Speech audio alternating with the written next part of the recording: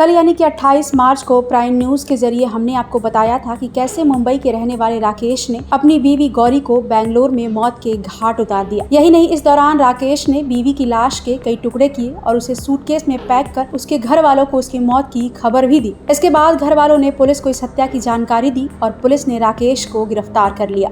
गिरफ्तारी के बाद पुलिसिया पूछताछ में राकेश ने जो खुलासा किया उसे सुनकर आपके पैरों तले जमीन खिसक जाएगी। बेंगलोर दक्षिण पूर्व डीसीपी सारा फातिमा ने इस मामले में जानकारी देते हुए बताया कि पिछले 1 साल से गौरी और राकेश डोडा कन्नाहली में रह रहे थे। मकान मालिक और पड़ोसियों के अनुसार दोनों के बीच अक्सर झगड़े होते रहते। सूत्रों से पता चला कि गौरी कई बार राकेश पर हाथ भी उठा चुकी थी। वो उसके साथ मारपीट करती। इन झगड़ों और मारपीट से राकेश तंग आ चुका था। वो अंदर ही अंदर गुस्से से भरता जा रहा था। गुरुवार यानी कि 27 मार्च को भी राकेश और गौरी के बीच जबरदस्त झगड़ा हुआ।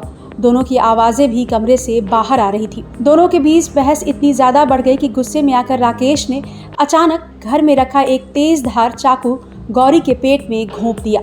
उसका गुस्सा यहीं नहीं थमा। इसके बाद उसने उसी तेज धार हथियार से गौरी का गला रेत कर उसे मौत के घाट उतार दिया। कत्ल के बाद वो शांत बैठ गया और लाश को ठिकाने लगाने के बारे में सोचने लगा। इसी दौरान उसकी नजर कमरे में रखे एक बड़े सूटकेस पर गई। बस तभी उसके शैतानी दिमाग में लाश के टुकड़े करने का आइडिया आया और उसने गौरी की लाश को बाथरूम में ले जाकर उसके टुकड़े टुकड़े कर दिए और फिर उन टुकड़ों को उस बड़े ट्रैवल सूटकेस में ठूंस दिया। लेकिन राकेश उस सूटकेस को कहीं ले जाने के बजाय बाथरूम में ही छोड़कर फरार हो गया। डीसीपी सारा फातिमा ने बताया कि पुलिस को संदिग्ध सूटकेस की जानकारी मिली। फौरन पुलिस मौका वारदात पर पहुंची और पाया कि उस सूटकेस में कोई सामान या कपड़ा नहीं था, बल्कि एक महिला की लाश टुकड़ों में पैक थी। इस हत्याकांड से इलाके में सनसनी फैल गई। जांच में पता चला कि राकेश नाम के शख्स ने पहले तो बेरहमी के साथ अपनी बीवी को मौत के घाट उतारा, फिर उसकी लाश के टुकड़े टुकड़े कर सूटकेस में पैक कर वहां से भागकर पुणे आ गया।